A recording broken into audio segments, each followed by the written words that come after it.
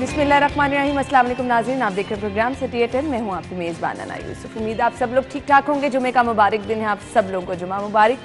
और गुजारिश ये है कि अपनी दुआओं में हम सबको याद रखें, मुल्क के लिए खुसूसी तौर पर दुआएं करें। ऑल्दो आज अखबार पकड़ते ही मैं अच्छी खबर तलाश कर रही थी जो कि इक्का दुक्का हमें नज़र आती हैं।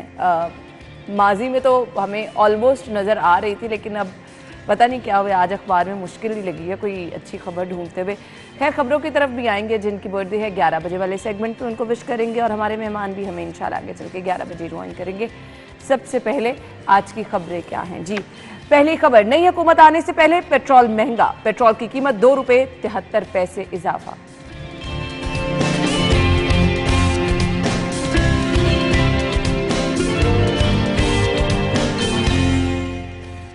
वज़ीर आला ने नामुमकिन को मुमकिन कर दिखाया, 12 साल से रुका मंसूबा 130 दिन में मुकम्मल। मरियम नवाज, चीफ सेक्रेटरी पंजाब की जाती उमरा में मुलाकात, आईजी का पंजाब में अमन व अमान की सूरत हाल पर ब्रीफिंग। और इसके बाद प्राइवेट स्कूलों के लिए भी पैक इम्तिहान देना लाजमी होगा, इसको डिटेल में डिस्कस करेंगे।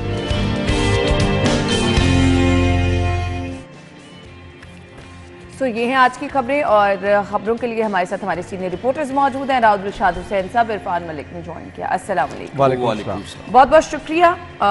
नई हुकूमत आने से पहले राव साहब, नई हुकूमत कब आने वाली है?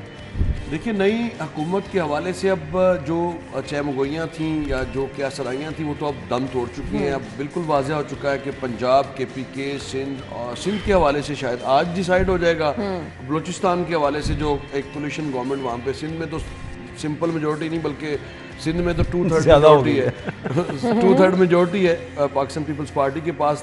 तो वो मुझे लगता है कि वहाँ पे भी मुराद अली शाह रिटेन करेंगे, क्योंकि एक लाइजन है टीम वर्क के साथ, और वो शायद, और सिंध पंजाब में ऑलरेडी चीफ ऑर्गेनाइज़र मुस्लिम लीग नून मरियम नवाज शरीफ का नाम सामने आ चुका है पहले ही। और उसके बाद KP में जो बादल हैं अभी छटे नहीं हैं, क्योंकि अनाउंस तो कर दिया गया है अक्सरियती पार्टी की जानिब से, पाकिस्तान तहरीक इंसाफ की जानिब से, कि उनके जो उम्मीदवार हैं वो अली अमीन गंडापुर होंगे। लेकिन गंडापुर साहब काफ़ी मुश्किलात में हैं। ये ख्याल इनका यही था कि इलेक्शन होंगे और उसके बाद फिर रातों रात तमाम मुकदमात जो हैं वो ख़त्म हो जाएंगे, और उसके बाद बिल्कुल स्मूथ सेलिंग हो जाएगी। ना किसी को 9 मई याद रहेगा, ना किसी को शोदा की तज़हीक याद रहेगी, ना तोड़ फोड़ याद रहेगी, ना ही सरकारी अमलाक को नुकसान, ना ही रेडियो पाकिस्तान की तारीखी इमारत का नुकसान किसी को याद रहेगा, ना ही किसी को वो जो कॉल्स थी जो की जाती थी, जो ट्रेस हुई, ऑडियो लीक्स हुई, ना ही वो किसी को याद रहेंगी। ख्याल इनका ये था, लेकिन इनका ख्याल मुझे लगता है कि इनके लिए अब जो पाकिस्तान तहरीक इंसाफ के लिए उल्टी गिनती शुरू होने जा रही है। चलें जी, ख्याल क्योंकि तमाम जो पंजाब में भी उन्होंने नामजद किया है असलम इकबाल साहब को, वो भी उनकी भी जायदादें कर्क करने की खबर कल ही चल रही थी। जी बिल्कुल।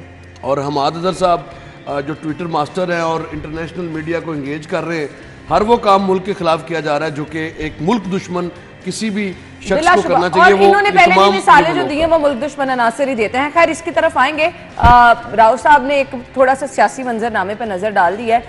हुकूमत की हमने बात की थी जी, नई हुकूमत के आने के साथ ही अब नई हुकूमत के साथ अवाम ने उम्मीदें बड़ी लगाई थी। वो उम्मीदें जो वोटर जब वोट कास्ट करने जा रहा था तो अपने दिल में उम्मीद लेकर जा रहा था कि महंगाई कम हो जाएगी। सबसे बड़ी उम्मीद यही थी। आई डोंट नो, हर बंदा जिसको वोट डाला, हर बंदा यही उम्मीद लेके जा रहा था। इरफान, अभी तो हुकूमत आई नहीं, पेट्रोल महंगा, और ये चीज़ें आपको ज़्यादा फेस करनी पड़ेंगी। ये 10-15 दिन आपके लिए मज़ीद भारी हैं।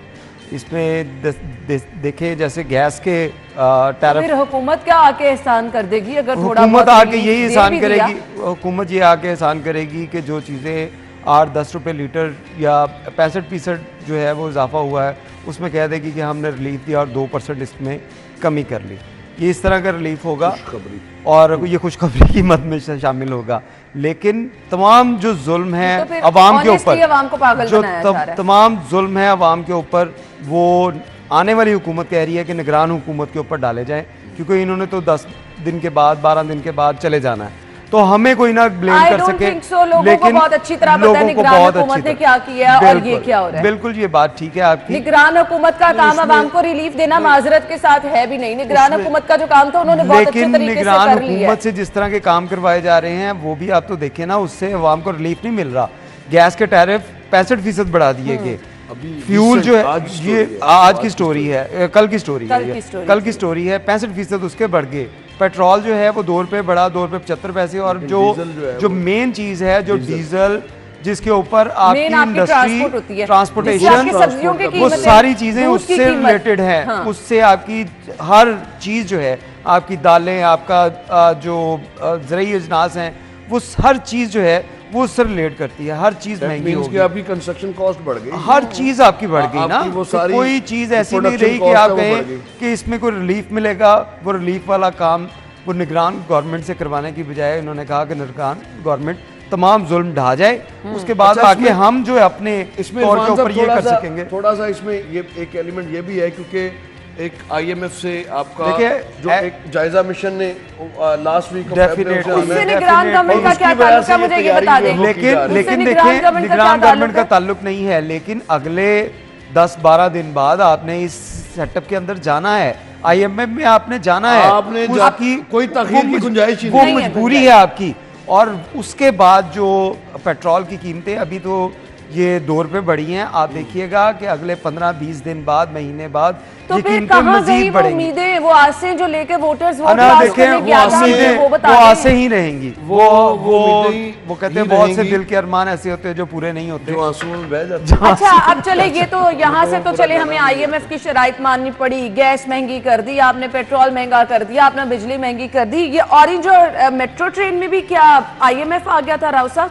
देखिए इसमें जो किराया है वो 5 रुपए, बहुत फर्क पड़ता है। अब ये माजरत के साथ ना कहिएगा कि इससे फर्क नहीं पड़ता 5 रुपए से।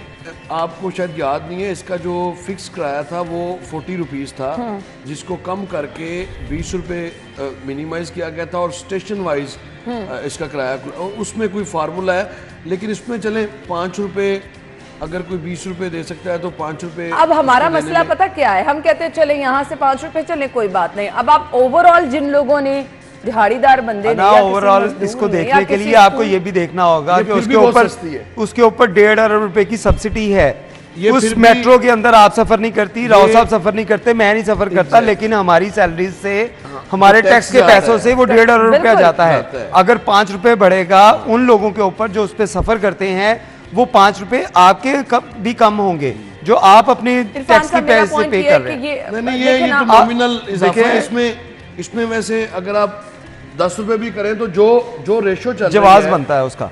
अभी आपको गर्मियों में देखें कि आपको एयर कंडीशनड जो सहूलत मिलेगी उसके ऊपर की फैसिलिटी है, आप उसको अगर कंपेयर करें तो लेट्स सपोज कि अगर आपने समनाबाद से UET जाना है, जरा अपनी गाड़ी पे जाके दिखाएं, आपको लग पता जाएगा। लेकिन ये आपको 15 मिनट में पहुंचाएगा। देखिए इसने भी तो डीजल पे चलना है, इस बस ने भी, अब यहाँ पर आ जाएं, बिल्कुल इसने भी डीजल पे चलना है। अगर इसका किराया बढ़ेगा, डीजल का कीमत बढ़ेगी 8 रुपए, तो वो 5 रुपए एक सवारी से उसका नहीं लेंगे। इतना ज्यादा नहीं है। लेकिन जो बात है कि जो उसके ऊपर सब्सिडी दी जा रही है वो आपके और मेरे टैक्स के पैसों से दी जा रही है। उसके ऊपर वो 1.5 लाख आवाम जो डेली सफर करती है वो तो मुस्तफीद हो रही है, लेकिन आप और मैं नहीं हो रहे। ये शहर के कुछ लोग, 1.5 लाख लोग मुस्तफीद हो रहे हैं रोजाना की बुनियाद के ऊपर, उनको दी जा रही है। और उसमें मैं समझता हूँ कि ये 5 रुपए को इतना बड़ा इजाफा नहीं है। इसको मजीद हमें ऐसी चीजें, बाइकिया है वो भी 100 रुपए से हर चीजें। और उसके साथ साथ आप देखें कि हम अक्सर ये बात करते हैं कि ये प्राइवेटाइजेशन की जानिब जो जाया जा रहा है ये बेहतर चीज है। अब PAE की बात करें, 80 अरब रुपए का सालाना उसका नुकसान है। अगर आपने ब्रेक लेनी है तो ब्रेक ले लें, ये एक अच्छा टॉपिक है जो that needs to be discussed. अभी उनकी ब्रेक अगर आपने ब्रेक लेनी है तो अभी ले लें, इसको डिटेल से डिस्कस कर। लोगों को पता होना चाहिए कि 770 अरब रुपए आपके टैक्स का पैसा सिर्फ इन 4 से 5 जो ऑर्गेनाइजेशंस हैं इनमें फूंका जा रहा है। और इस पर सियासी जमातों को अपना किरदार अदा करना है। इस पर सियासी जमातों को मुत्तफिका तौर पर एक फैसला करना है कि या तो इनको मुझे इनकी तो जो अभी जो मैनेजमेंट है वो फैसले बेहतर ज्यादा कर ली जाए। जरूरी है वो देखे ना कि ये फैसले जो हमें बर वक्त करने चाहिए वो क्या किए जा रहे हैं, और फिर जब ये सियासी जमातें ये जब इसी वजह से सारा निजाम खराब हुआ हुआ पता नहीं क्या बनेगा। ब्रेक ले लेते हैं, फिर ब्रेक के बाद हम आते हैं।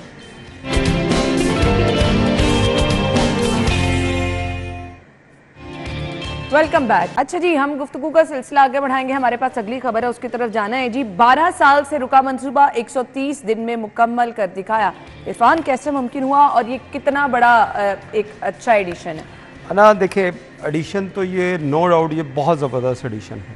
लाहौर के ऐसे एरियाज़ जहाँ पे जो लोग जाने का सोचते नहीं थे, वो एरिया जहाँ पे ये SL3 और ये पिछले 12 साल से रोका गया था, और इससे उस इलाके की पसमानदगी इस हद तक बढ़ गई थी कि वहाँ से लोग घर छोड़ना शुरू हो गए मैं थे। बता देती हूँ अपने नाज़रीन और को। उसके अच्छा बाद जी, सीरियस अड्डा नोट प्लॉट में है मेरे मराठा कई ऐसे मुल्तान दोस्त रोड, हैं 8 किलोमीटर मेरे कई पूरे ऐसे रिंग रोड दोस्त की हैं तरफ। जिन्होंने इसी वजह से कि नहीं, यार वाकई बहुत इसकी मुश्किल डेवलपमेंट होता नहीं था होनी लोगों इस के एरिया की, तो यहाँ से हम ये घर शिफ्ट कर लिया उन्होंने। बहुत से हमारे ऑफिस के कुलीग्स हैं, उन्होंने वहाँ से शिफ्ट कर लिया। लेकिन इस रिंग रोड की वजह से जब ये SL3 का ये पूरा प्रोजेक्ट हो गया है, और ये प्रोजेक्ट जो पिछले 12 साल से रुका था, इसका मेरे ख्याल में 20 से 22 किलोमीटर का एरिया रेडियस बनता है इसका शायद। अच्छा, ये ना 8 किलोमीटर का रेडियस, ये नहीं, दोनों साइड पे 16 किलोमीटर ट्रैक है। इसमें 2 इंटरचेंजेस है। अड्डा प्लॉट तक रिंग रोड मुकम्मल हुई थी 2012-13 में। जब मुकम्मल हुई तो इसका जो अगला फेज था, वो अगला फेज शुरू होना था अड्डा प्लॉट से मुल्तान रोड तक, जिसको SL3 कहते हैं। 8 किलोमीटर का ये ट्रैक था। अनलकीली ये गुजारा जा रहा था उसमें से बैरियर टाउन में से। बैरियर टाउन की वजह से काफ़ी इश्यूज आए, और उस वक्त के प्राइम मिनिस्टर बानी चेयरमैन इमरान खान 2020 में जब इसको टेकअप किया गया, मामला सारे ठीक किए गए। 3200 कनाल अराजी एक्वायर करके उसकी पेमेंट्स की गई। उसका इंतकाल गवर्नमेंट रिंग रोड अथॉरिटी के नाम पर किया गया, यानी गवर्नमेंट ऑफ पंजाब के नाम पर किया गया। DC उस वक्त थे दानिश अफजाल, कमिश्नर लाहौर थे उस वक्त कैप्टन टाइड सैफ अंजुम, जिन्होंने ये एग्रीमेंट किया। NLC को इन्वॉल्व किया गया। 10 अरब का ये प्रोजेक्ट था 2020 में, जबकि अगर ये 2014 में बनाया जाता तो ये महज 4 से 5 अरब रुपए में बन सकता था। 4 से 5 अरब रुपए के बाद ये डिले हुआ, चूँकि इसमें बहुत ज़्यादा लिटिगेशन थी, वो ख़त्म होते होते काफ़ी इसमें टाइम लगा। मगर इसमें जब शुरू होता है ये 2020 में, तो फिर से इसको ब्रेक लगी, और ब्रेक लगने के बाद दोबारा इसका कोई चांस नहीं था शुरू करने का। निगरान गवर्नमेंट ने ये इनिशिएटिव लिया, और इसकी जो कंस्ट्रक्शन कॉस्ट है ये 17 अरब तक इसी वजह से पहुंची है। 16 अरब समथिंग है, इसमें आप देख भी सकते हैं। तो वो इसी वजह से बढ़ी है कि इसमें गैर ज़रूरी तौर पर ताख़ीर की गई है। तमाम तर जो बिल्डिंग्स थी इसकी राह में उसको डिमोलिश कर दिया गया। इसका पैटर्न वो तो ऑलरेडी डिमोलिश थी, लेकिन और इसी वजह से आपको याद होगा कि कुछ DCs और कमिश्नर उनकी तबादले भी हुए थे, इसी वजह से हुए थे, इसी SL3 की वजह। ये एक ऐसा पैच था 8 किलोमीटर का, ये बज़ाहिर नामुमकिन लग रहा था। यानी 12 साल में पूरी मोटरवे बनी, और जो इसका ये तकरीबन 7 से 8% ये हिस्सा है, इसने इसको 12 साल का अरसा लगा है। जैसे हम कभी बादशाह मस्जिद में खड़े और मीनार पाकिस्तान को देखें ना, तो वो लगता है कि इसमें एक सदी का डिफरेंस है। वो इतनी पुरानी, और मीनार पाकिस्तान ज़ाहिर है 70 साल। तो बिल्कुल ऐसे ही है। अब इसमें होता ही है कि इसका जो अगला फेज है वो SL3 है। उसकी भी जो लैंड एक्विजिशन के लिए कार्रवाई पहली मरतबा की गई थी वो 2014-15 में की गई थी, और सेक्शन 4 नाफज किया गया, जो कि इसने रिवर बेल्ट के साथ साथ इसने आके मोटरवे को इसने कनेक्ट करना था आपकी। लेकिन अभी फिलहाल पंजाब गवर्नमेंट ने जो डिसीजन लिया, 2 सबसे बड़ा जो इंटरचेंज पाकिस्तान का बना है वो इसका है, इसी का ही बनाया गया है। और इसी इंटरचेंज को आगे अगर तो ये जाते हैं लेके SL4 की तरफ जाते हैं, तो इसका बहुत ज़्यादा फ़ायदा होगा। बसूरत दीगर ये अब यहाँ तक भी बन गया है, देर आए दुरुस्त आए, इससे बहुत ज्यादा फायदा तो पहुंचेगा। एक और अच्छी खबर है, LDA सिटी F ब्लॉक के लॉटियों को 10 साल बाद कब्जा मिल गया। आप यकीन माने, मैं देख रही थी फुटेज, जो CM साहब हाथ में लेटर पकड़ा रहे हैं, फाइल पकड़ा रहे हैं, और लोगों की आंखों में जो चमक थी, सारी जिंदगी की जमा पूंजी होती है। और जब आपको ये नजर आ रहा होता है ना कि आपके पैसे डूब गए, तो यकीन माने ऐसे लग रहा होता है जिंदगी खत्म होगी। तो इन लोगों की आंखों की चमक देख के पता नहीं कितनी सारी दुआएं इन्होंने दी होंगी। इरफान, मुझे वो याद है जब वज़ीर आला पंजाब मोहसिन नकवी LDA ऑफिस गए थे, तो लोगों ने किस तरह उनको घेर लिया था, और उसमें उनके साथ कमिश्नर लाहौर भी थे, CCPO लाहौर भी थे, और उन्होंने बताया कि किस तरह उनको LDA का अमला तंग कर रहा है, बाहर जो कब्जा माफिया है वो तंग कर रहा है, वो कब्जा माफिया, और उसके साथ साथ LDA के एम्प्लॉइज वो किस तरह तंग करते हैं। उसके बाद ये फिर डिसीजन लिया गया था कि इन लोगों की जो सालों की जमा पूंजी है, उम्र भर की जमा पूंजी है, उसको हड़पने वाला कोई शख्स जो है वो ना तो महकमे में रहेगा और ना शहर में रहेगा। और उसी वजह से तमाम जो अफसरान को उनको किबला दुरुस्त करने के ऑर्डर दिए गए, वहाँ पे वन विंडो ऑपरेशन शुरू किया गया। और उसके बाद आपने देखा होगा कि जब दोबारा वज़ीर आला पंजाब की तरफ से विजिट किया गया था तो लोगों में काफ़ी रिलीफ नज़र आ रहा था। लोग बता रहे थे कि हमारे इश्यूज जो हैं वो रिजॉल्व हो रहे हैं। और उसके साथ साथ ये जो 700 के करीब प्लॉट्स हैं, ये वो लोग हैं जो अरसा दराज से, जिन लोगों ने बेचारों ने पैसे भी दे दिए, उनको लेटर नहीं मिले और या उनकी ज़मीनों के ऊपर कब्जे कर लिए। आज भी अगर आप LDA में के अंदर चले जाएं तो वहाँ पे आपको उसके अंदर चले जाएं तो उसमें आपको नज़र आएगा कि बहुत छोटे छोटे एरियाज जो हैं वो वहाँ पे अलग से नई सी हाउसिंग सोसाइटी बनी है। वो वजह क्या है कि वो तमाम जगह जो हैं उनके ऊपर या तो कब्जा माफिया है या डिपार्टमेंट वही ना डिपार्टमेंट के लोगों की मिली भगत से। वो ऐसे नहीं होता कि डिसाइड ना हो पाए, वो LDA के अफसरान असल में ये उनकी मिली भगत से है। इसमें समझ लें सरकार की गलती है कि LDA billions of rupees LDA ने कमाए हैं। और कमाए किस तरह से हैं? लोगों की जमीन एक्वायर करते हैं, उसके बाद उनको बिलियंस ऑफ रुपीस में ऑक्शन करते हैं।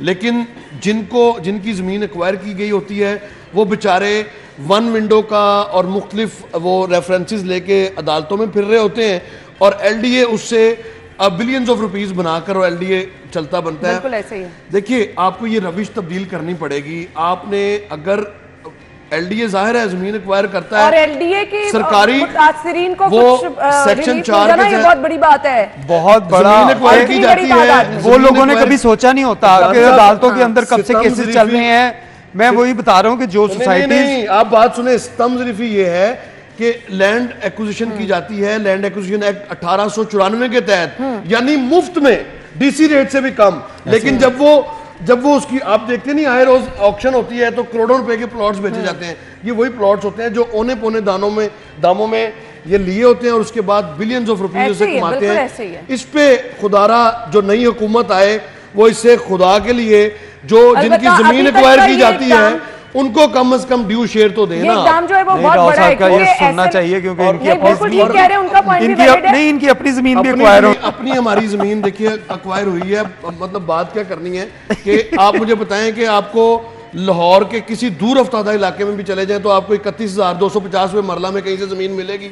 लेकिन इस LDA ने और इस रूडा ने दोनों ने लोगों के साथ बड़ी मुतासिरीन की जो चीजें हम लोगों के मसाइल, अलबत्ता ये जो हमें यहाँ पर देख रहे हैं कि CM साहब की जानिब से जो बड़ा इकदाम उठाया गया है, बिलाशुबा ये इकदाम जो है बहुत सारे मुतासिरीन जो हमने देखे, 742 एक बहुत बड़ी तादाद है। ये 742 प्लॉट जिन लोगों को मिले हैं, जिनको लग रहा था कि उनका पैसा डूब गया है, उनके लिए तो पूरी जिंदगी का मेरे ख्याल से एक बड़ा इनाम उनको मिल गया है। सो बहुत सारी दुआएं हैं और हम दुआ गो हैं कि मजीद भी आगे इसी तरह लोगों को रिलीफ मिले। नाज़रीन एक ब्रेक होगी, ब्रेक के बाद हम लौटेंगे।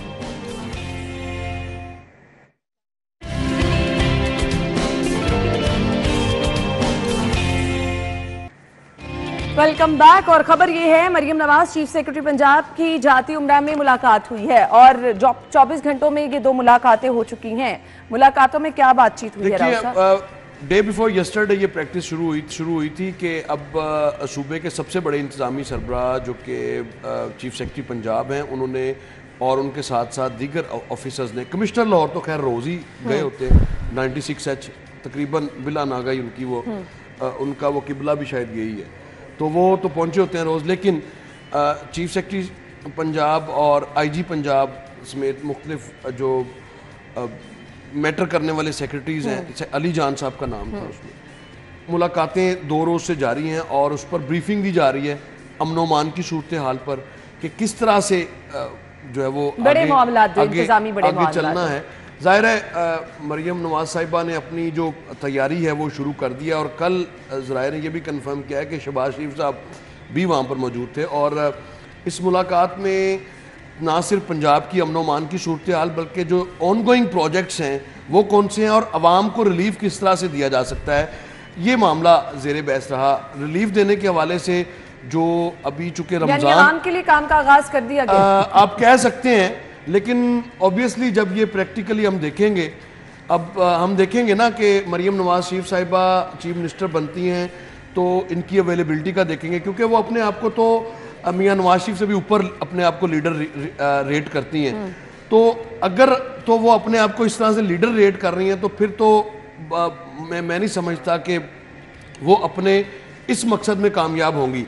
अगर तो वो अपने आप को कारकुन समझती हैं और हकीकी मानों में वो अपनी पार्टी को दोबारा से एक पैटर्न सेट किया है ना, बहुत बड़ी मिसाल है।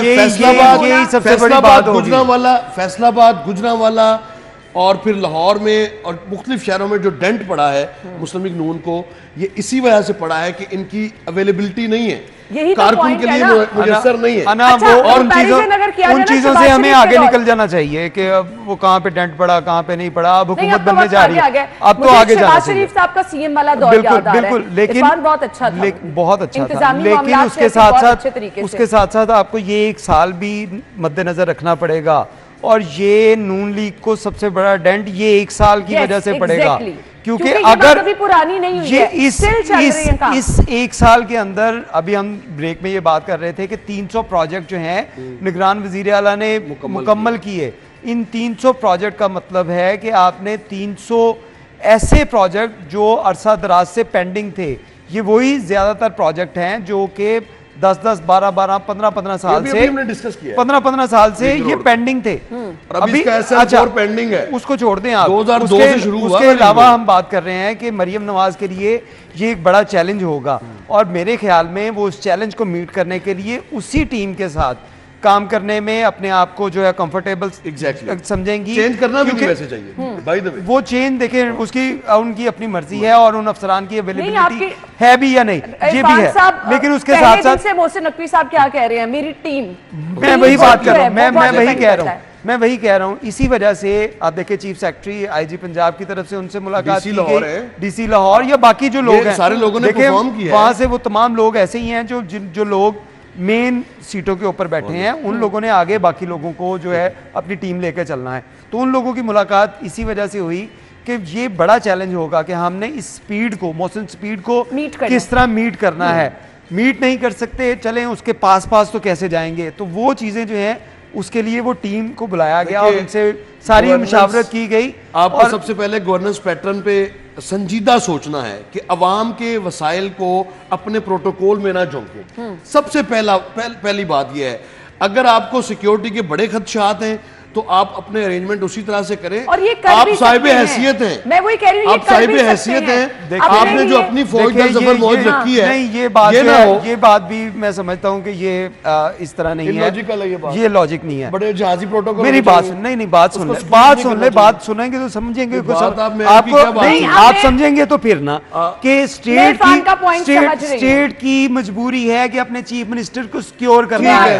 स्टेट की मजबूरी नहीं है, नकवी वज़ीर-ए-आला नहीं है, तो क्या हम 4 गाड़ियों के साथ 4 गाड़ी, मुझे बताएं, आप बात फॉलो नहीं कर रहे। आप निगरान वज़ीर-ए-आला अपनी गाड़ियों में, हाँ निगरान वज़ीर-ए-आला अपनी गाड़ियों में जा सकता है। प्रोटोकॉल हम देखते रहे हैं ना, 12-18 गाड़ियों का प्रोटोकॉल। अगर आप सिर्फ शोर करना है, सिर्फ खुदा का वास्ता है इमरान साहब, ऐसी बात को सपोर्ट ना करें। राव साहब ने अगर सिर्फ शोर करना है, हम मर जाते हैं काम कर करके, खून पसीने की कमाई से टैक्स जाता है और इनके पेट्रोल में लग जाता है। अगर आपने सिर्फ शोर करना है, अगर सिर्फ शोर करना है, अगर लॉजिक की बात नहीं आपने सुननी कि एक चीफ मिनिस्टर है, वो आप समझते हैं जैसे खान साहब कहते थे कि साइकिल पे वजीर आजम, इंग्लैंड का वजीर आजम वो आता था तो खुद वो हेलीकॉप्टर पे जाते थे। वो ये चीज जो है, ये चीज एक्स्ट्रा आप कोई चीज करेंगे वो ज्यादती है, लेकिन उसको सिक्योरिटी उसकी जरूरत है। इरफान साहब और राव साहब आपके वक्त का भी शुक्रिया। नाज़रीन, ब्रेक होगी, हेडलाइंस फिर हम ज्वाइन करेंगे।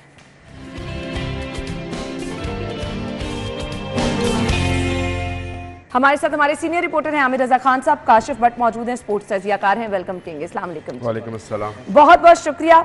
सबसे पहले काशिफ से आगाज कर लेते हैं, कैसे देखते हैं पीएसएल की इस एक्टिविटी को? कामयाब 8 एडिशन मुकम्मल होकर 9वें की तरफ जा रहे हैं कल। एक सबसे अच्छी बात यह है कि पाकिस्तान क्रिकेट बोर्ड का जो डोमेस्टिक का हिस्सा है, क्योंकि पाकिस्तान क्रिकेट जो थी ना डिक्लाइन की तरफ जा रही थी, डिपार्टमेंट डिवीजन बंद हो चुके थे, पीएसएल की वजह से ना हमारी क्रिकेट में जान थी और हमने वर्ल्ड में कम बैक पीएसएल की वजह से किया है। और पीएसएल बैकबोन की हैसियत रखती है हमारी इस वक्त क्रिकेट की। और ये मैं कहूँगा कि अगर पीएसएल ना होती तो हमें 7 से 8 हमें हीरे ना मिलते।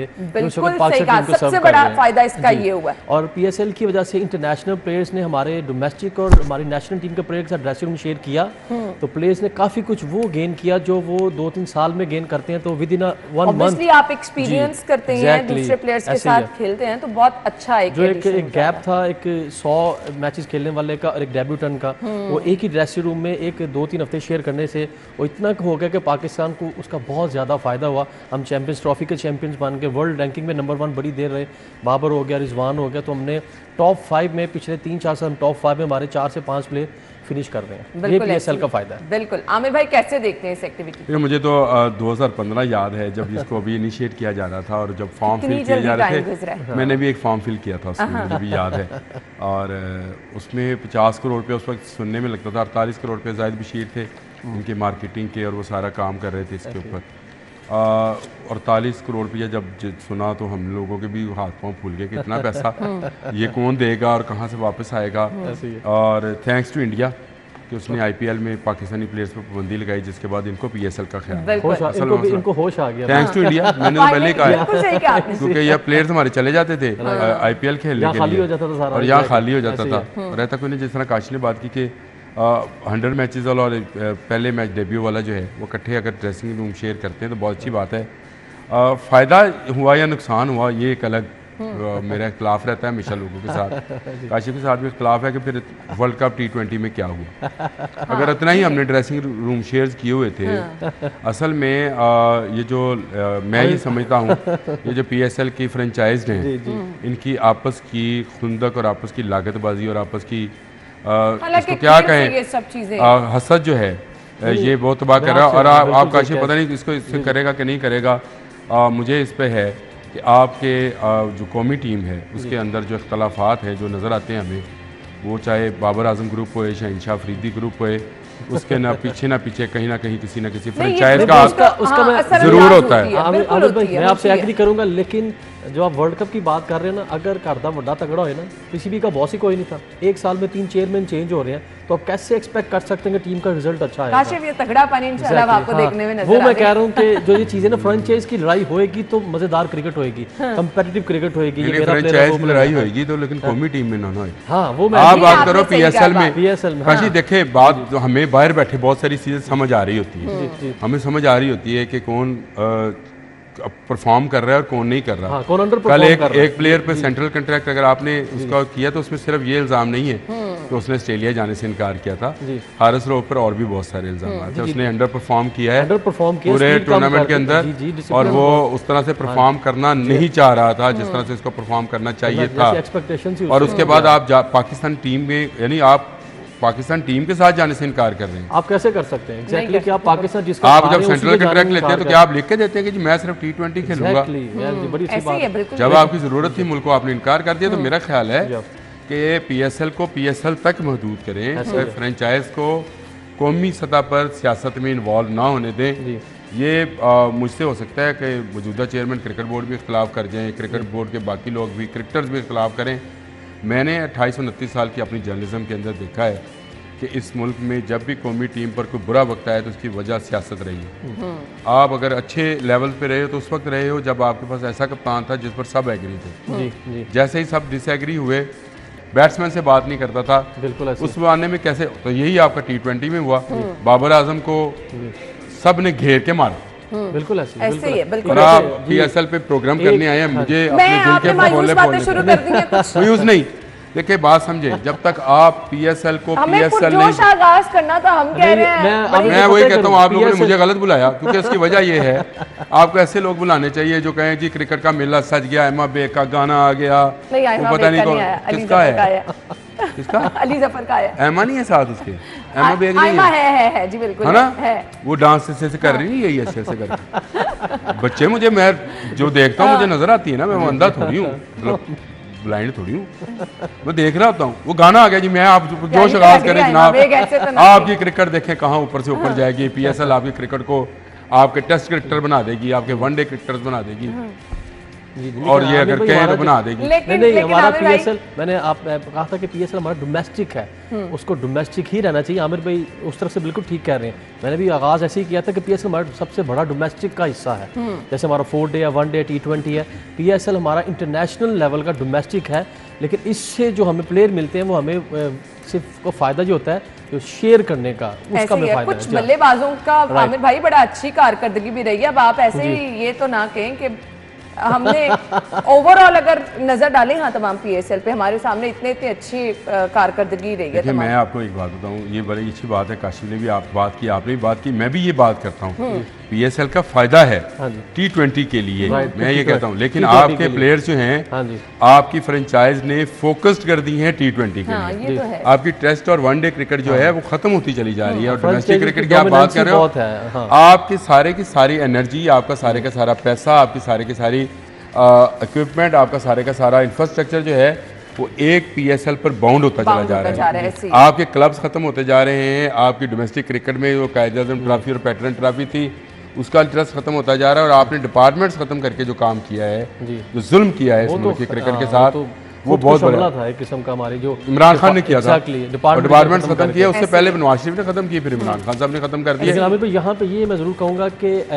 इसी बात को अगर आपको बढ़ाऊँ आगे कि पाकिस्तान क्रिकेट बोर्ड को चाहिए कि टेस्ट, T20, वनडे के तीनों के अलग-अलग टीम्स कर दें, ताकि PSL के पे T20 वाले फोकस करें। फिर उसका काम ही कोई नहीं, असद शफीक का T20 खेलने का, फखर जमा का काम ही कोई नहीं टेस्ट मैच खेलने का। हारिस रऊफ अगर करके गया है, उसको बड़ी खुशी हुई है, ये बड़ी मजे की बात है। एग्जैक्ट काशिफ नहीं कर रहा, बहुत सारे लोग ये बात करते हैं कि जी अलग-अलग टीम है। मुझे बताएं PSL में एक प्लेयर को कितना पैसा मिलता है, ठहर जाएं, और उसको उसकी कमर्शियल वैल्यू क्या है, और टेस्ट क्रिकेट में एक प्लेयर को कितना पैसा मिलता है और उसकी कमर्शियल वैल्यू क्या है। कोई प्लेयर, मेरा ख्याल है उसका दिमाग खराब होएगा, वो टेस्ट टीम में आना चाहेगा। आमिर भाई वो प्लेयर ही आपने देखो, वो प्लेयर ही होएगा। Test match is the real cricket. हाँ, तो रियल क्रिकेट आप कहते हो ना, तो उसमें आएगा कौन? आएंगे ना, बड़े आने वाले हैं, आने नहीं दे रहे। वो कहेंगे जी हम T20 में हैं। हर किसी के लिए जो एक वो चमचमाती ऑप्शन होगी, लोग उसी की तरफ जाएंगे। काशिफ फिर तो कोई नहीं जाएगा, लेकिन इसके लिए कोई तो हिकमत अमली आमिर भाई होनी चाहिए ना, कोई तो दरमियानी रास्ता। मैंने आपको हिकमत अमली बता दी, मैंने जल्दी में बता दी, शायद आप लोगों को समझ में नहीं आई। मैंने कहा कायद-ए-आज़म ट्रॉफी, पैटर्न ट्रॉफी और आपके डिपार्टमेंट्स मजबूत करें। डिपार्टमेंट्स को कहें कि नौकरियां दें, जो बैंक नौकरियां देते थे, प्लेयर्स को जॉब्स दें, प्लेयर्स की टीमें बनाएं। ये जो मल्टीनेशनल कंपनी यहाँ कमाने आती हैं और अरबों रुपया यहाँ से बाहर लेकर जाती हैं, उनसे कहें एक एक टीम और एक एक ग्राउंड बनाएं, उसको आप चलाएं। PSL आप करते रहे, जिस तरह फ्रेंचाइज काम कर रही है, वो अपने T20 पे काम करें, लेकिन आप अपनी टेस्ट और वनडे के लिए अपने डिपार्टमेंट्स को तगड़ा करें, अपने डिपार्टमेंट्स की टीमें बनाएं और उनकी फ्रेंचाइज और उनकी लीग्स कराएं। यहाँ पे आपकी टेस्ट लीग्स होनी चाहिए, आपकी जिस तरह पैटर्न ट्रॉफी है, जिस तरह कायद-ए-आज़म ट्रॉफी है, उसको ज्यादा बड़ा करें, उसमें ज्यादा बड़े क्रिकेट की रिवाइवल की बात कर रहे हैं, वो वाला क्रिकेट कह रहे हैं जो नजर आना चाहिए। नहीं अली ज़फ़र और रहमा बेग की बात करते हैं। छोड़े यार, आप लोग जश्न मनाने आए हैं, मैंने आपका जश्न खराब तो नहीं कर दिया? नहीं बिल्कुल नहीं। अब आप कल के मैच की तरफ मुझे आना है, कैसे देख रहे हैं कल जो मैच होने जा रहा है? पहला मैच है लाहौर में होने जा रहा है, कज़ाफ़ी स्टेडियम में। आमिर भाई मैंने कहा उन्होंने फिर अगेंस्ट ना बोले, सारा मजा खराब कर देंगे। नहीं, लोग इतने एक्साइटेड है जिन्होंने टिकट्स लिए मैच में। तो नहीं बुलाते PSL से। कल के मैच की अगर मैं आपको बात बताऊं ना, कल का मैच होएगा Shadab versus Shaheen. To be very honest, क्योंकि दोनों ही पाकिस्तान टीम में शाहीन को उसका पता लग गया कि वहाँ कहाँ फिनिश कर रहा है एज ए इंटरनेशनल कैप्टन। एक क्लब का कैप्टन होना, फ्रेंचाइज का कैप्टन होना और मुल्क का कैप्टन होना ना, जमीन आसमान का फर्क है। जैसे हमारे खाब का PM का पता लग गया था ना कि वेरी मुश्किल पर्चा है, तो शाहीन को भी आइडिया हो गया न्यूजीलैंड के 5 मैचों से कि वो कहाँ पे फिनिश कर रहे हैं। अब उसको यहाँ पे कमबैक करना है एज ए इंटरनेशनल कैप्टन, उसके लिए बहुत आज कल का मैच सबसे अहम होगा उसकी लाइफ के लिए। दूसरी तरफ शादाब खान ने कमबैक करना है, और शादाब खान ने अपना एटीट्यूड चेंज करना है। वो हमारे हमसाया मुल्क के विराट कोहली को कॉपी करता था, एज ए बैटर भी, एज ए फील्डिंग भी, उसकी बॉडी लैंग्वेज। अब उसको पता लग गया कि वो 2 समुंदर के किनारे हैं। उसने 10,000 रन किए हैं, उसने 3 ट्रॉफीज उठाई हैं, तुमने तो भी अंडर से सर बाहर नहीं निकाला। तो ये दोनों ने अपने अपने तौर पे कमबैक करना है। अगर मैं लाहौर कलंदर की बात करूँ, लाहौर कलंदर के पास फखर जमान है, जिन्होंने पाकिस्तान टीम के लिए नंबर 4 पे आना कबूल किया। अब वो तो ओपन नहीं छोड़ेंगे उनके पास, लेकिन लाहौर का ये थोड़ा सा मैं कहूँगा 4 ओपनर्स है लाहौर के पास। फखर जमान भी है, अब्दुल्ला भी है, अब्दुल्ला शफीक जिसने टेस्ट मैच में ट्रिपल सेंचुरी भी कर दी है, डबल सेंचुरी भी कर दी है, वो फ्रेंचाइज लाहौर के लिए अवेलेबल है। और ये यहाँ पे ये कहूँगा कि लाहौर के लिए ये फैसला है कि फ़खर ज़मान ने ओपन करनी है, उनके साथ किस ओपनर को लेके आएंगे, क्योंकि 3 ओपनर्स तैयार हैं और शाहीन के साथ हारिस रऊफ अच्छे हैं, जमान खान फास्ट बॉलर हैं। लाहौर को एक प्रॉब्लम होगी, लाहौर के पास एक ही स्पिनर है कामरान, वो भी पार्ट टाइम। ये भी देखना है 2 दफा दिफाई चैंपियन भी भाई वही तो मैं कह रहा हूँ कि उसके लिए शाहीन के लिए होगा। मुझे कहा जा रहा है ब्रेक ले लेते हैं, ब्रेक के बाद वापस आते हैं।